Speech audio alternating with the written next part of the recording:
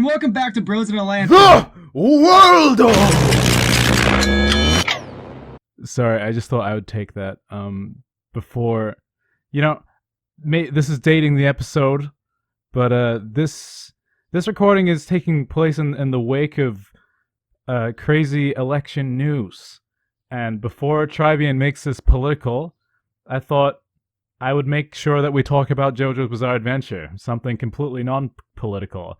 It's simply about a collective of multiple different ethnicities and backgrounds rallying together behind a guy in his 70s who's honestly way too old to even be in this role, on a quest to defeat an ancient blonde evil with a god complex who somehow brainwashes all of his followers with his charismatic aura and has always gotten away with it. Something that has nothing to do with our current world and with no parallels whatsoever. The only podcast. Did something happen? Lunch, weren't you standing over on the other side of me earlier? I'm really confused. Anyways, yes, it's a JoJo cast, isn't that right? Yes. We're talking about JoJo. I recently finished watching part 3 of JoJo's Bizarre Adventure, and I wanted to talk about JoJo because, I don't know, a long time ago I tried to get my friends into JoJo, and they were all like, this is the worst shit ever. And what the fuck is this? You have no taste. And so I have no one to talk to about JoJo. Except our 7 viewers, generously. Yay! We have 51 subscribers, without 51 views, but hey, JoJo is always topical and someone will click on this video. So and the theme of these presidential times, I figured we could do this more of a Q&A sort of interview style.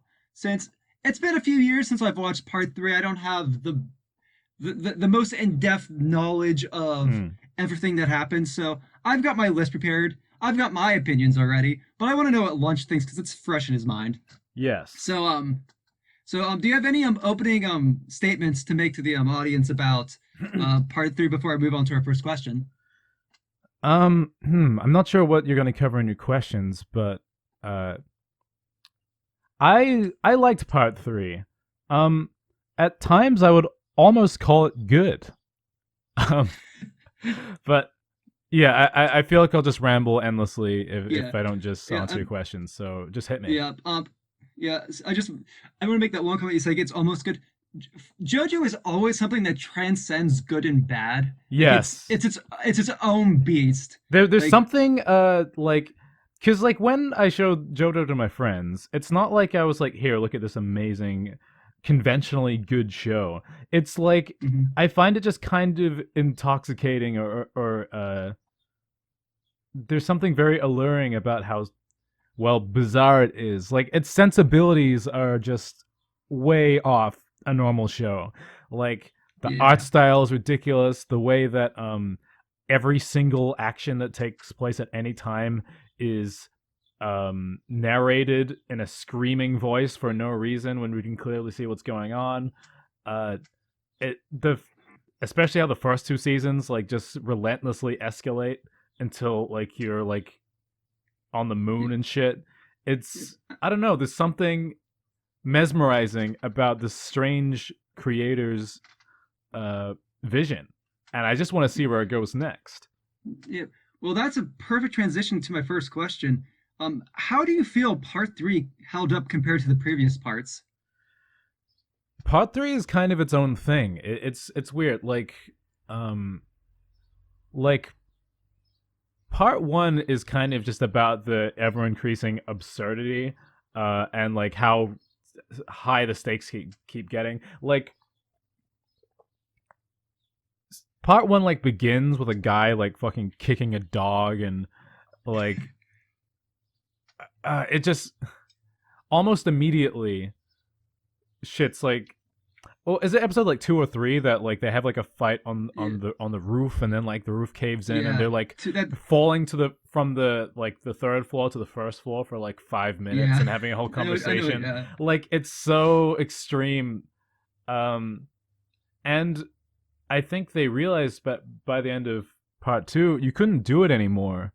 I Hmm. certainly felt exhausted by the end of part two. Like I thought part one Yeah. was just enough ridiculousness to be like really entertaining, and by the end of part two, I was like, how can you go any further? And so Hmm. part three is like a sidestep. It keeps all of the like sensibilities of the how it chooses to present itself, but it becomes less of a never-ending escalation, and it becomes like a fully episodic thing that's Yeah. always about a particular problem. Um, Yeah. like especially with the whole, I'm sure we'll get into it, but with the whole concept of stands. That's Um, actually that's actually a perfect segue into my next question. sure. So, how do you feel about stands and they're replacing the Hamon with these punch ghosts? Right. Well, one, they're really clever in that they sidestep the escalation issue. They which changes the structure of the show a lot. Yeah. Um, but my thoughts on them is that they're awesome. They're really creative, and it takes a while for them to actually be good. Like conceptually, like the idea that you have like this weird kind of apparition that represents your personality and has some weird power, and like if you hurt the ghost form, it'll hurt you. I think the rules are just really cool, but they're loose enough that you can make any kind of scenario with it. And yeah, I think the fact that it's like separate from your body and stuff, like it elevates it beyond just like they have superpowers. It's like Yeah. um and the fact that they can be almost anything means that there's a cool mystery element to it. Um what's cool about stands is that like when they fight, like it turns into like a weird puzzle where like it's this weird scenario that you could only come to by like allowing yourself to dive down a weird train of thought. Um yeah, but my problem with them is that I think they're pretty. I think in part one of part three, they're pretty weak. Like the idea is cool, but there'll be like a really interesting conundrum that the characters are in, and they'll solve it by making some shit up, which is my least favorite kind of reveal. They build it up like a mystery, and then like I'm like, oh, how am I going to get out of this whirlpool? Like, oh, well, I'll stretch my index finger. Like, Yeah. what the fuck? JoJo's What are you yeah, talking about? JoJo has a bad case of making up powers. Like generally speaking, I do think it gets better in the series where new powers make sense in terms of like what's like thematically with the character. But the star finger power, It's it's so was just random. it, It's out of left field. it's still sort of meme today because like, you don't understand like a power like has to be like speed or precision, but but what does like extending your finger like really far like it's supposed to be a It's short just dumb. range. It's just dumb. Yeah, like it's part of the whole point of Star Platinum is that you can't or that the range is a problem. Like and enemies use it against him all the time. The fact that he can stretch his attack range like is just ignored for every other situation. Yeah. Um but yeah, I think that was just the early growing pains of a pretty new and creative Yeah. concept. I think that Yeah. by the time Well, we get into part two, the stand or part two of part three, uh not only are the stands more creative, the way they battle each other is way more satisfying because it comes from some kind of logic that you could have imagined if you thought harder. I will definitely say Iraqi really struggled at first to really flesh out the stands. I think limiting himself to the themes of the Arcana also like kind of wrote him into a hole because some like on one hand some of the first stands in the first half are some of the weirdest, but they're being themed around the Arcana kind of also made them feel kind of formulaic. And I think once he starts breaking that routine where in the back half it's all Egyptian gods and there's a lot you can work with those, and then going further it's into Fear of the JoJo, it's just music references.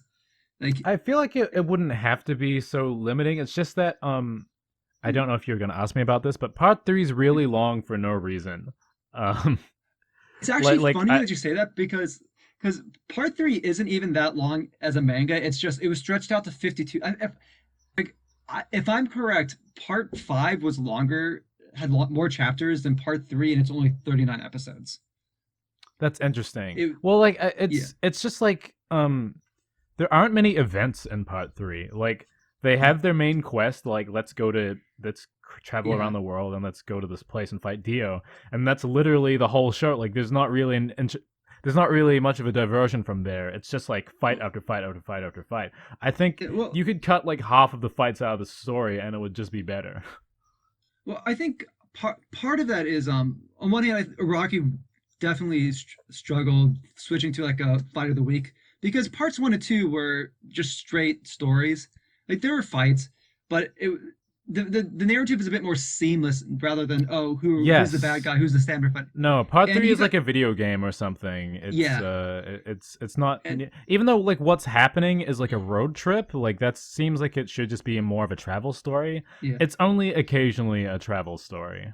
yeah, and I would also say I think David Production also struggled to adapt, like change from adapting the first part where they could basically put all the content in unchanged Yeah. into part 3 where it really was a lot more long and drawn out than it probably should have. They probably could have cut things down. And actually, here's a in on part 4, one of the interesting things they do is there's a series of fights that they intersperse within one episode, like I think a couple episodes where it's you have different people fighting different stand users, and they're all taking place at the same time in the anime, but they were separate chapters in the manga.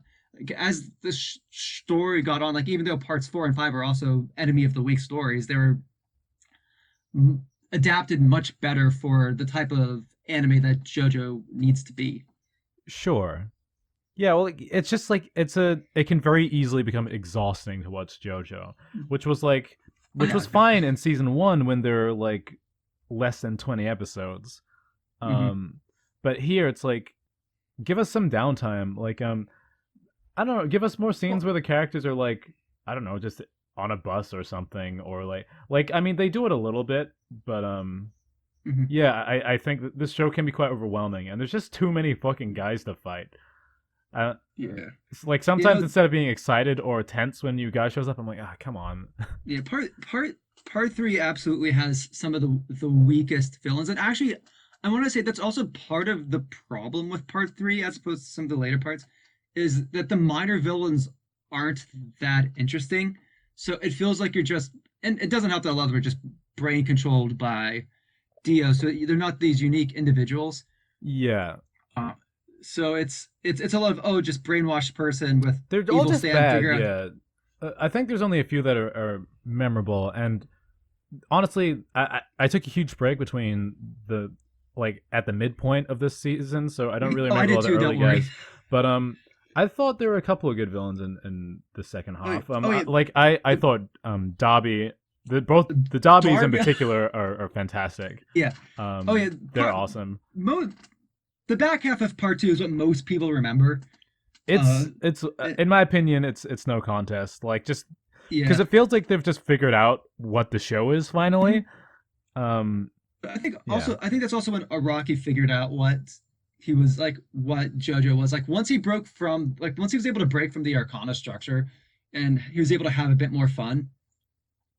Like I, because the back half of part 3 definitely feels a lot more fun than the first half. Yeah, well, it's just the writing's just overall better. Hmm. Though one thing I will say that I quite liked about part one, was the supposed death of Avdol. Yeah. I liked how it's kind of a. I honestly think it was kind of a bummer they didn't actually die there because one thing I liked about it is that it gave the whole stand battle concept more of a sense of Oh credibility yeah. because you'd think that it would be so easy to run into one of these fights up against a power you don't know about and just instantly die because you didn't know what to expect. Mhm. And I thought that the moment of Evel just suddenly getting shot in the head was such a good moment. It was so like Oh yeah. Oh, I it agree. was so like shocking. Um, and it you know forced Polnareff to grow up a little bit. And then he just sort of came back, and we're like, okay. Yeah. And then they Yeah. No, sort of I agree repeated that. that same beat in part two, where he Yeah. similarly dies like without much chance to defend Yeah. himself, and it still was okay, Well, but like I yeah, it feel wasn't. like It was like, yeah. Avdol's death in the back half was probably like the least impactful of all the deaths. But that's because I feel like we already had that it was the moment. same beat. If And they had merged them into the yeah, same moment, that would have been cool. Well, and I think the problem is that like Araki intended that to be killing off Afzal. Like if memory serves correctly, that was one of those things where either he wanted to bring it back, or his fans didn't want him to be dead, or he felt bad or whatever. I looked Like, on TV tropes actually after I watched the show, and apparently, no, he was always intended to come back. uh, okay, So, I but think the I don't know if I believe him though. yeah. I'm not sure I believe that any part of Well, this series is thought I out in think advance. yeah, no. Well, you have here's the thing you need to remember. Whole Horse was originally supposed to join the team at that point. Right. Like Araki originally planned on having Whole Horse, so I can totally see the original plan being kill Abdul, replace him with Whole Horse. But for whatever reason, he reneged on that plan because of the probably because of team balance. That's why I brought Abdul back. Yeah, it's funny. Like I've seen like some comments talking about how like the black guy dies first twice in JoJo. It's Such a true. bummer. Oh wait, okay. Yeah. I don't know if you had like more questions. I do, but like you can go on with whatever Okay. you want to say. This is just maybe there'll be some crossover and something else you asked, but Yeah. Dio. Um, Hmm. well, when we're talking about how the villains are better in the second half, I don't think Dio's one of them. Like Okay, no, nobody thinks the Dio on one hand is a lot of fun, but at the same time, he doesn't have the same narrative weight that he did at the first well, in part. season 1, Dio is like constantly getting in the He's way. everywhere. He's ruining everything constantly. His hatred Hmm. for the main character is so relentless, and like you're like it's like ah man, he fucking punched me and humiliated me in front of everyone. He stole my girlfriend and he killed this guy. It's like um he fucking sucks, dude. You hate him. And he Yeah. takes so much pleasure in his evil and his scheming and like I don't know, you see his insecure side and like you just get Mhm. but in part 3 like he's just in the background the entire time, and when you do get to fight And him uh it's like the plot has to finish so quickly that we don't really just get to he almost doesn't feel like the same character. yeah, uh oh, no, I definitely agree. Like I think most people agree that Dio Part 3 is one of the worst villain like actual villains in the series. they And built him up well, but he just doesn't oh really yeah. have Well, much to do once he's there. well, part of the issue comes back to Part 3 was originally supposed to be the conclusion of JoJo. It was like the grand finale. So it was built up. They're like, oh, like Dio possessing the body of the first JoJo. You essentially have the all three JoJos In the like in same, the yeah. finals. No, that's a Yeah, cool it's idea. I think it works a lot better on a thematic level than a narrative level, Yeah, no, like I or love the on the character concept. I level. love the concept, Yeah. but he himself Oh he just yeah. doesn't get much chance to show off his personality. Well, And it's especially all about the puzzle of fighting him rather than like who he even is. well, and this is the other big thing. Part of what made Dio so threatening in the first part and such an interesting villain was the whole vampire side and these Yes, vampire powers. and it doesn't And those are really come out. complete Yeah, and those are like it's completely shoved to the side for this whole time stop ability, Yeah, which which is cool and all, but it's kind of passe when you like in terms of JoJo. Like it's not the most interesting power. yeah, like it is a really good power, but like yeah, I wish his other attributes would come in, especially because like the people of Dio's time were like they're using Hamon, they were like super powered people. Well, Yeah. like part 3 characters are just regular people with stands. So like you'd think that like physically Dio should have more of an advantage, speed, durability, strength. I mean, he does kind of. I mean, he does get his Yeah. leg blown off and just put it back on and all that stuff. Hmm. But I don't know. I feel like he could like Vanilla Ice or whatever you want to call him. Honestly, felt more threatening than Dio because he fucking Oh yeah. killed 2 characters and he was like he walked around with a hole in his brainstem and he was like kind of Oh terrifying. yeah. And Dio Yeah. doesn't feel that threat, even though Dio does kill people. But I don't know. It's I weird. think it's different because we've already seen Dio kill so many people, and this is And we've built him up for and like 50 million episodes as well.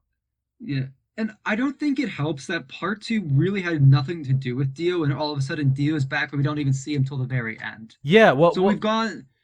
so we've gone like probably like 60 episodes without really seeing Dio at all, and then he's back and he's pretty much a different character. Yeah, well, the guy who had beef with Dio that really wanted to defeat him died like 100 years ago, Yeah. and the like Joseph has a bit more connection to him, but like he doesn't get to fight him very long. Like the fight the climax comes down to Jotaro versus Dio, and maybe this is a hot take, but like Jotaro doesn't feel like he has much to do with anything in this show. Well, that's because Jotaro's whole purpose is just to be the mama's boy going to save his mother because Yeah, of but like we supernatural haven't heard reasons. about his mother in like a million years. And Like and the and ending almost forgets his mother exists. It's like oh, yeah, yeah, we absolutely. killed Dio, like, and it's like we forgot. They like remember last second to cut to his mom getting better. Like Yeah. No, I he has no personal stake in but everything. Like a lot of people, it seems, say that Polnareff is basically the main character, and he kind of is. Like, oh, yeah. it's either like okay, just while I'm sort of on a rant, like um the cast in this show is like a bit mixed. Like they're not Mhm. super well characterized, and their motivations aren't amazing. I think Joseph and Polnareff are the most like they feel the most like people, and that they have like somewhat consistent personality traits and ways they respond to situations, and they have like clear motivations. Um, Mhm. there's a pretty but Jotaro and Abdul and especially Kakyoin are kind of just whatever. There's a particularly telling moment, like right before they walk into the mansion, where it's like the narration goes into everyone's thoughts, like, oh, Kakyoin thought to himself, I have to stop Dio and stuff like that. And they all have almost the same thought because there's not much variation between them. And like, I liked all of them, and I felt bad when some of them were dying. But I just think that like I guess my point is just that the climax comes down to two characters who have nothing to do with the rest of the story fighting each other. Yeah. I really get the feeling that Iraqi just was really leaning more into that sort of Clint Eastwood because I mean Jotaro is inspired by Clint Eastwood. It's this very sort of like Western rule of cool over like deep characters. Like it's more about these cool characters with these cool poses and stuff rather than telling intricate character stories, which Sure. is sort of weird because in the first two parts, you could say some of the best bits of it was the character stories. Like Jonathan's. I I know like part one gets a lot of flack because it's obviously his first part of Rocky's like first foray into JoJo, but Jonathan goes through a lot of shit in the first two episodes, and I think a lot of people overlook He's a simple character, just but he's a character. He's like yeah, like unflinchingly he moral. He's like kind of an underdog. He's like we kind of know what his vibe is. And he gets a lot of chances to show off that personality, to show his mercy, to show his righteousness.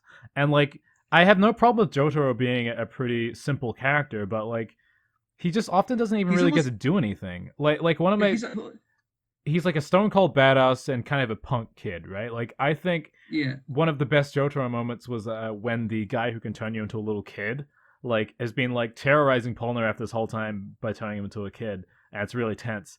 And then he turns Jotaro into a kid, and even as a 7-year-old, Jotaro just beats the shit out of him because he was always hardcore. Like that's awesome. Like give Yeah, me moments like that show off who yeah, he is. I don't need like a detailed inner monologue, but like he just needed more moments. He's not yeah, really a big part of the show. yeah. No, he's definitely more. He was definitely more of that kind of rule of cool force of nature. You don't want to make mad. It's like you want Jotaro on your side, but you're not going to make any meaningful connection with him. Sure, and like that's the character, but Yeah, like let yeah, him be badass. Let him do more stuff. yeah. Uh, And I can say this with like confidence. Like the later parts, man, it's much better in a lot of ways. Jojo gets like some better development in the later parts too. yeah, Like not like I mean, part four, he's fucking main character's like kind of mentor figure. Part six, like it's his fucking daughter that's the main character. Like he's still kind of like the stoic badass, but I feel like at least at the very least you get to see a bit more sides of him rather than just this main character that just I'm glad that he continues to be in the show, or so you say, because yeah he seems like he could use more time in the oven. Like I do like him, Yeah. but like Oh yeah. I feel like we didn't get everything out of him here. Um, Hmm. yeah, You know, I completely agree. Um, I I guess since we're since we're talking about characters, best boy. who is best boy? Uh, Yeah, who's best boy? uh, it's gotta be. I mean, my favorite character has got to be Polnareff or Joseph. I might just say Joseph. Hmm. Um, Hmm. partially because I was attached to him from part two. Um, Yeah, that's. I don't know. He's a cool old man who still got it. It's a fun idea. Like I was always Mhm. rooting for him because I liked him from Yeah. before. Um, and the fact that he still was like using Hamon and stuff, I thought was awesome. Like, Mhm. um, yeah, I liked him. I like how he was kind of a prankster and a bit ridiculous. Even like he's like the old man, but he's not like the stoic one. Um, Yeah, he's I one of do the I do least serious characters, which is fun. and I like how they kept that consistent from like they could have aged him up and matured him from part two, but in a lot of ways he's just still the same character who's seen some more shit. Yeah, I think so. Um, Um, yeah, I guess the old man is best boy. He's just the best yeah, character. I did like I think Polnareff is interesting, partially just because like he looks weird. Like yeah. Well, I love I how think yeah, he's this vain like kind of character, but like he's got such a weird brow and forehead. Like just as a choice, as a creative choice, I just think that's kind of awesome.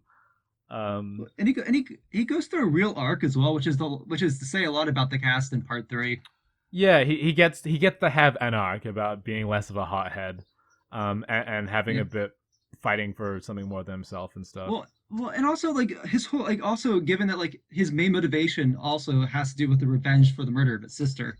You Yes. know, like I do think that that just gives him a bit more characterization that we don't really get for because like with Kakyoin it's kind of just like I like Kakyoin a lot, but like a lot of it's just like oh I'm just mad that Dio did this to me, sort of I like Dio like the brainwashed aspect me. of him where he felt his pride was hurt and he was trying to Yeah, he wanted to like he's in that game with Darby the second and yeah, he's like I'm not being a my life is on the line, but I'm not being afraid because I don't want to be yeah, humiliated again. I thought that was cool. yeah. But that does come in a bit later, and But that's after he's already been removed from the story. Like, but um, but I also there's a reason why they just dropped him from the story for several episodes, and it was fine because he didn't need to be there.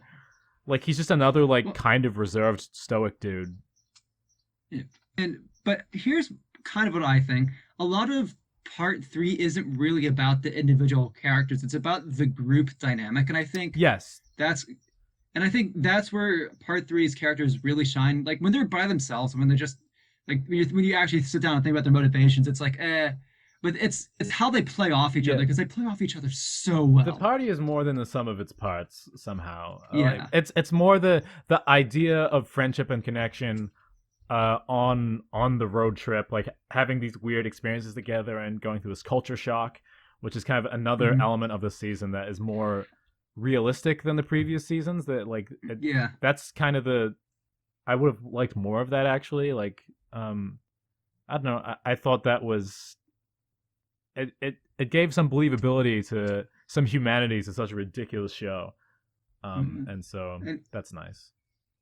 anyways, we got to be closing up, so I want to power through the last few questions I have. Sure. Um, uh, OPs. Which one was your favorite? What are which are the first two? Right. How many theme songs were there in the like? Because There were there too. There was uh, um part like the first like first half and second half both had their own openings. I think it was the. I think I like the first OP better than the second one. Uh, Yeah, yeah. I remember like yeah, with the Lost OP, I listened to it over and over because I was watching a show, but I was like, I can't imagine yeah, how the song goes. I know that it has yeah, at the end, yeah, but like it wasn't very catchy. They're both just really cool yeah, looking intros though, like visually, like yeah, the 3D yeah, style. It's like some of the best yeah, like 3D looking anime stuff that yeah, I've seen. It's really yeah. polished. Unfortunately, unfortunately, those are the last 3D ones. Part four onwards do 2D openings, but they're still awesome. Sure. Like part four and part five have some killer openings. Hmm. Just unfortunately, not the big muscular 3D guys. All right, Um, next question. okay, what do you want out of the future of JoJo? Um, I would like more plot. Um, I personally prefer my shows less episodic. And I Mm-hmm. would like I'd like things to develop. If I'm going to invest a lot of time into something, I want to feel like it's going somewhere. So I think that'll be better. I think stronger characters would be really good. I'm definitely okay with it continuing to present itself in a JoJo-y kind of way because that's kind of just what this is, and it's part of what's so intriguing about it. But yeah, better characters, more plot. Um, and if the show is just going to be about fighting guys, like make the guys we are fighting more interesting, like rather than just guy who is bad. Um, and I definitely want the stand battles to be more like the second half of part three, where they play out more satisfyingly, and some of them aren't even fights. Like I loved it when there was a big, exciting, tense situation, and it wasn't about a fight. Like Yeah, there, some of my favorite encounters. Actually, I think all of my favorite encounters from the season weren't fights. I loved the magnet situation where these two characters are like stuck together, and like spanners and coke bottles or like coke cans are flying at them, like getting stuck on the escalator and trying to untie yourself without being like having your hands sliced off. That was an awesome scenario. I love the situation where the shapeshifter is pretending to be Jotaro in the back of the car, and he's seen a vision of the future where Jotaro gets blown up in the car, and he's like trying to get out of the car so he doesn't become the premonition, but he also has to not let them realize that he's not actually Jotaro. And so like he looks like him, but he's like acting ridiculously and really out of character. That was hilarious. Uh Freaking the both of the Derby scenarios, but especially the first Derby, I thought was awesome. yeah, A whole episode of like trying to put coins in a glass, like fuck yeah, dude. Like and like the fact that he like Darby wins the bet because like he stuck a piece of chocolate under the glass and then he stepped away from the sun to melt the chocolate. Like it's so stupid. I love it. It was way better than the fights. So yeah, yeah, more creative encounters like that. yeah. It sounds to me that you really like part four. It does. The story does meander a bit at the start, Hmm. but much better cast. It's got some of the most creative uses of stand encounters I've in JoJo. Period. Cool. Um, like, I think you'll really vibe with part four. It's even though it starts off very slice of lifey, like plot kicks in halfway through, but there's less episodes. I would be happy with a little Better, bit of slice of life though. yeah. Oh Because yeah, like like this show is too often about like what the characters are doing and less on who yeah. they are. So a bit of time to just get to know who these people are would be great. And then I think part five does the whole road trip thing better because all the characters are a lot better developed. Yes, it does do like backstory dumps early on for all the characters, but I think it really helps characterize them throughout. It's better Plus, I than think, dumping in Kakuin's backstory, like the episode he dies, because they suddenly remembered that it's meant to yeah, be tragic. yeah, that's actually one of the things I like about part five is by dumping everybody's backstories at the beginning, it breaks the trend of oh, backstory equals immediate death. Yeah, well, like I Um, should. That's a cheat. That's cheating, man. I should just like I should care about them anyway if you're going to tragically it kill was them. it was it was fine in part one and an extent part two, but it got to a point where it was just happening all the time, and you just knew someone was about to die. Well, part of what's charming about part one and two is how inept they are at telling stories. And like, and the more that like the longer the show goes on, and the more it like becomes a bit more conventional in some ways, the more you start to expect more conventional storytelling.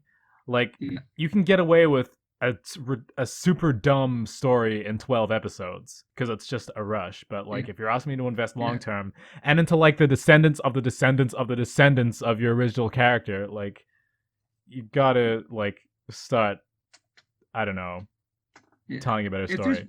if there's anything I can say about part four, it is very unconventional. Part five is a bit more a bit more conventional of a story, but I think part five is just part three, but even crazier with a more fun cast. Sure, well, even just a more fun Yeah, cast would go a long way. Would go a yeah. long way. Part okay. Part five, and this is I think partially because like this partially due to like the whole crime element of it, like being like Italian mafia. Iraqi is not afraid to get like fucking like weirdly brutal.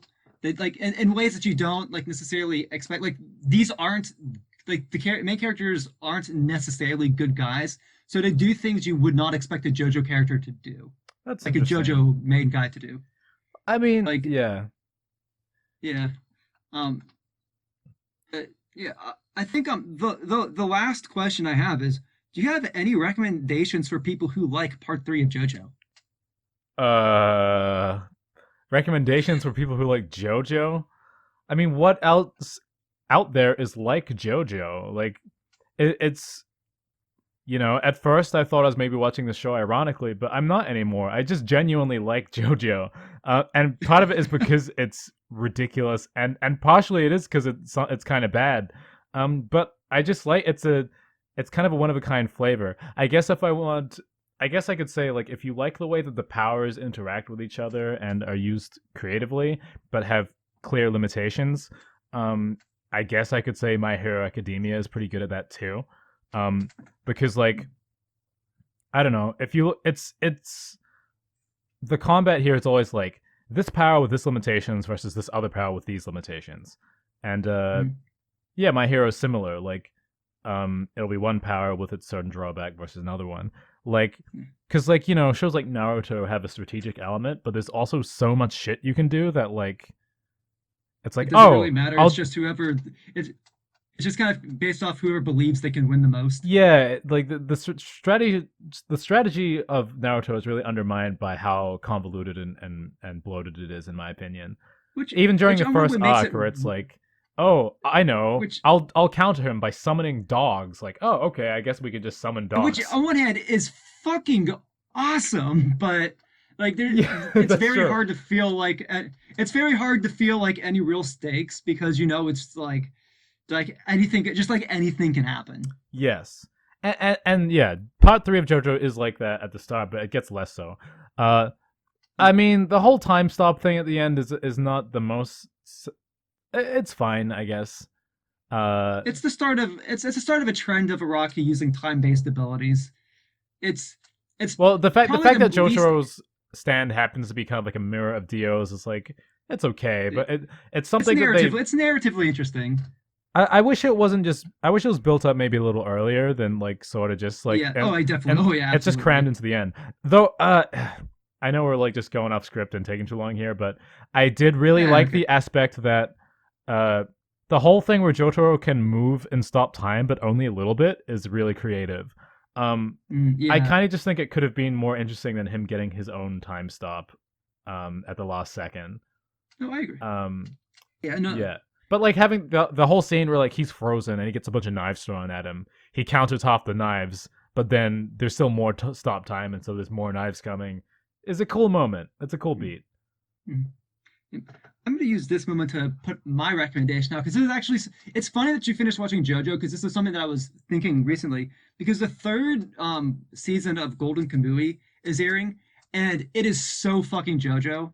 Like you have like the current plot has like essentially a group of like five buff Japanese guys traveling doing road trip up north towards Russia to chase after like these other people and like literally one of the first episodes has them get into a like a bare chested brawl with a bunch of like Japanese and Russian people like in like a barn and like a main character who's recently like who had recently taken a bullet to the head but is completely fine uh like gets knocked in the head and it makes him go absolutely insane and it's like Go Like a Movie, like from the start's always had like this sort of like same kind of weirdness that JoJo has, but a bit more down to earth without like your superpowers. Sure. Like still crazy, insane shit, but like in the context of this is real life and this crazy shit's happening. Yes.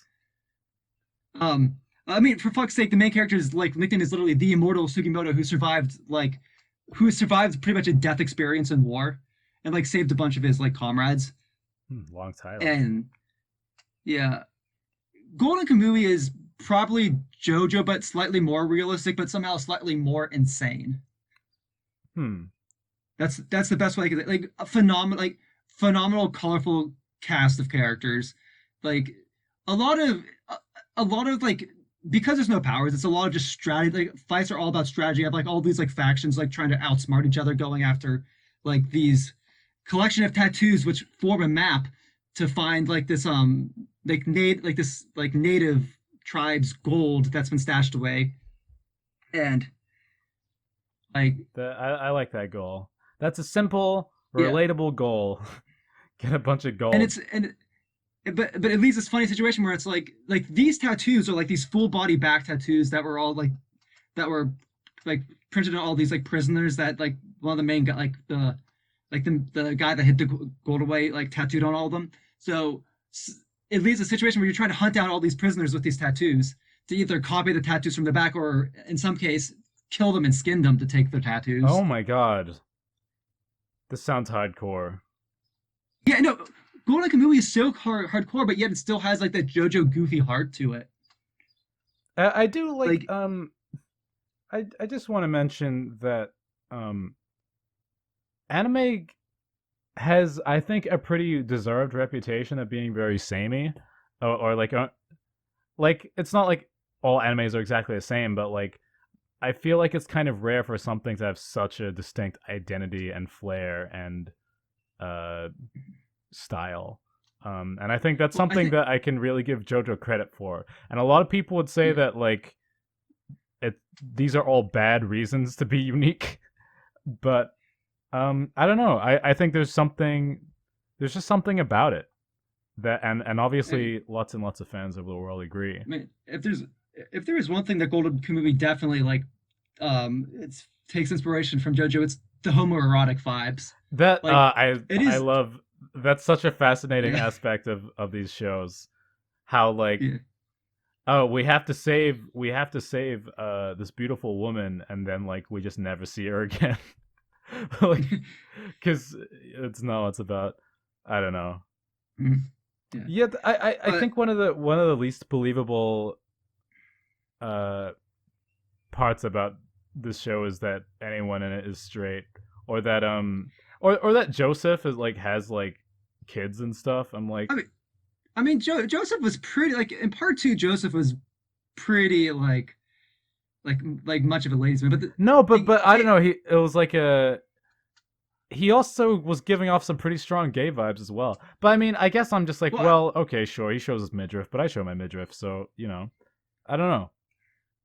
And I'm allegedly maybe straight, so okay, maybe the problem is that you're viewing the world in these like structures of gay and straight where maybe everybody inside just has the potential to love whoever the fuck they want to love. Thank you very much. I would totally saying Joseph's sexuality is fluid is like definitely in my head canon now. Because he totally seems like he could go either way. To be a protagonist in JoJo, you must be pretty fluid. I think the straightest JoJo is Jonathan. He's pretty, yeah. He's got to be. He felt pretty straight to me. But I feel He's from like another time. even yeah he's from a time of honor and knightlyhood and protecting Yeah, protecting this maidens lady. and stuff. Like his Yeah, beginning, his opening moment is like, you know, defending a maiden's honor. If like if he's like sexually fluid, like he does not know it, and he that is a purely unexamined part of himself. I mean, as I say, like as I believe it, society is what like uh fosters sexuality. If we go back in time to the Romans, like people were fucking whoever they wanted to fuck. If we go back to like ancient Japan, there were male prostitutes that like rich guys would hire. It's it's all society, man. I uh I like that the conversation I want has come the to which JoJo characters are bi. Also that wasn't a bit. That was me being entirely serious. Oh I feel yeah, like I I mean, I think that's got to play a strong part in it, but I'm also not an yeah expert, so.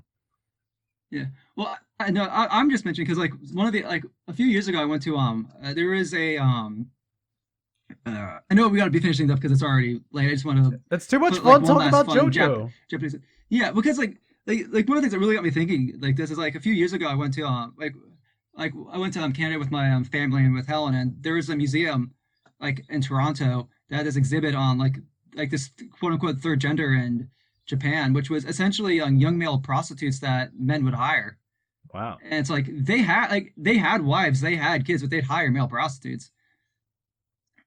Like it was a cultural thing, and it it's one of those weird things where like I find like our current conversations of sexuality so weird because on one hand, yes, like we have a lot of religious influence that has shaped sexual views, and on the other hand, now we have kind of a counterculture to that, which like in both senses don't even really reflect reality because like if you can go back a few hundred years and people are just fucking everybody. It was more of a if you had, it was more if you had them if you had the money you could just fuck whoever you wanted, and like people were just fucking everybody. Yeah, it's Like weird that it's such a such an issue that, or like such a, yeah, like it's,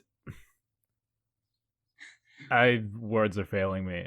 But there goes the searchability of our fucking JoJo episode. hey, This is going. if this video awakened unexpected homoerotic feelings in you, leave a comment. Um, ring that bell if you haven't. There'll be more content coming your way. And also, go check out Lunchbillion's channel where he sometimes posts things once in a balloon boom because lunch is cool. Thanks for watching, everybody. Watch JoJo if you have no taste like me. Or watch JoJo like if you have taste like me. No, no, no, no, no, no, no, no, no, no, no, no, no.